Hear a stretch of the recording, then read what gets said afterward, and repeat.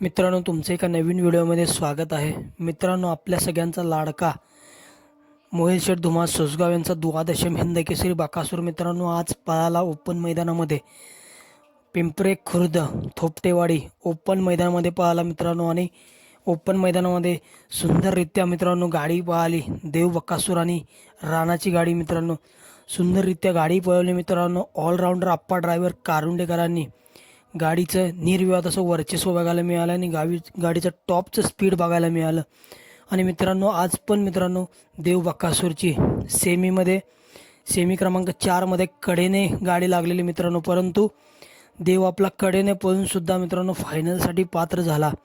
मित्रांनो आज आपला देव कडेने पळाला, परंतु मित्रांनो आज टॉपचं स्पीड लागलेल्या गाडीला आणि गाडी फायनलसाठी पात्र झाली.